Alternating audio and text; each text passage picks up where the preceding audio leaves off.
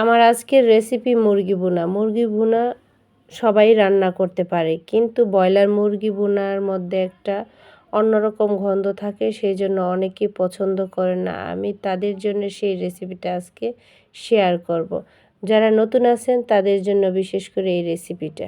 প্রথমে আমি ব্রয়লার মুরগি নিয়ে নিলাম, লবণ লেবু দিয়ে ভালো করে মাখিয়ে নিয়েছিলাম 10 মিনিটের মতো। 10 মিনিট পর ধুয়ে পরিষ্কার করে নিয়েছি। তারপর দিয়ে দেব 1 চামচ আদা বাটা, 1 চামচ রসুন বাটা, 1 চামচ মরিচ গুঁড়া, হাফ চামচ হলুদ গুঁড়া, হাফ চামচ ধনিয়া গুঁড়া, হাফ চামচ জিরা গুঁড়া, স্বাদ মতো লবণ, সামান্য লেবুর রস, আপনারা চাইলে টক দইও দিতে পারেন।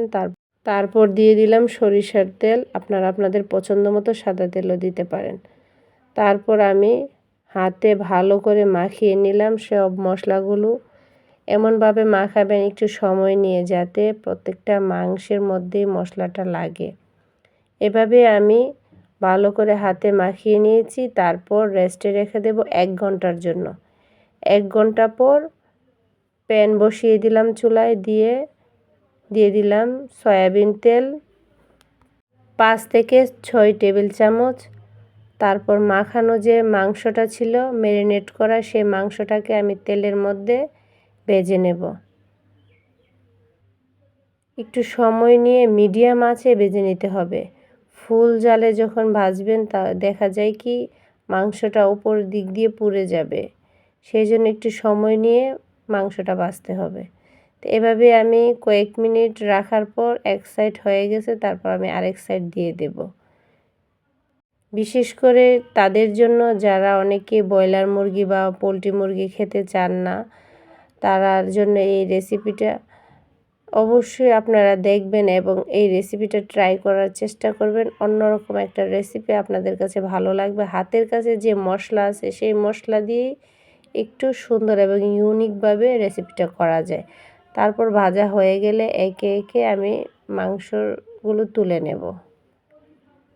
তারপর দিয়ে দিলাম এলাচ, দারচিনি, লবঙ্গ, গোলমরিচ, সাদা গোলমরিচ, কালো গোলমরিচ দিয়ে 1 মিনিটের মতো আমি ভেজে নেব, যাতে একটা ফ্লেভার বের হয়।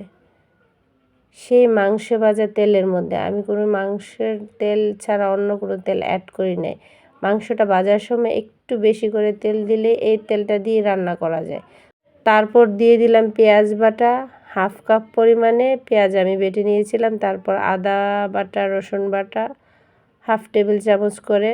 যেহেতু মশলা আমার আগে দেওয়া আছে, সেই জন্য আমি মশলাটা এখন কম দিয়েছি, শুধু পেঁয়াজটাই বেশি দিয়েছি। তারপরে মশলাটাকে ওই তেলের মধ্যে ভাজা ভাজা করে নিয়ে যে মাংসর মশলাটা মাখাইছিলাম সেই মশলাটা রয়ে গেছে, সেই মশলার ঝোলটা আমি এই মশলার মধ্যে দিয়ে আবারও ভালো করে কষিয়ে নিলাম। তারপর 3টা তেজপাতা দিয়ে দিলাম। তেজপাতা দিয়ে নাড়াচাড়া করে আরও মিনিট কয়েক মশলাটাকে কষিয়ে নিয়েছি। কষানো হয়ে গেলে ভাজা মাংস আমি মশলার মধ্যে দিয়ে নাড়াচাড়া করে ভালো করে কষিয়ে নেব। যেহেতু মাংসটা ভাজা আছে, সেই জন্য মাংসটাকে একটু বেশি সময় কষালে আরও টেস্ট ভালো আসে। তো এভাবে আমি নাড়াচাড়ার মধ্যে একটু কষিয়ে নিচ্ছি। 2-3 মিনিট পর ভালো করে আবারও নাড়াচাড়া করে কষিয়ে নিচ্ছি, যাতে নিচে না লাগে সেই খেয়ালও রাখতে হবে, যেহেতু মশলা আছে ঝোল নাই।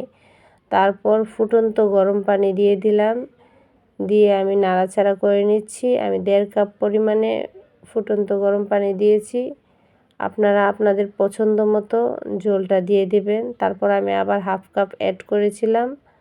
আমার কাছে মনে হয়েছে একটু কম, যেহেতু আমি একটু সময় নিয়ে এবং মিডিয়াম আঁচে জালটা করে নেব। তারপর দিয়ে দিলাম কয়েকটা কাঁচামরিচ, দিয়ে ঢাকনা দিয়ে ঢেকে দেব। একদম মিডিয়াম আঁচে সময় নিয়ে মাংসটাকে সিদ্ধ করতে হবে। দেখা যায় কি ফুল জালে যখন আমরা রান্না করি তখন দেখা যায় ওপর দিয়ে সিদ্ধ হয়ে যায়, কিন্তু মশলা কিন্তু মাংসের ভিতর ঢুকে না। সেই জন্য একটু সময় নিয়ে মিডিয়াম আঁচে এই রেসিপিটা করে নেবেন। তারপর দিয়ে দিলাম পেঁয়াজ বেরেস্তা। পেঁয়াজ বেরেস্তা দিয়ে আবার নাড়াচাড়া করে নিচ্ছি।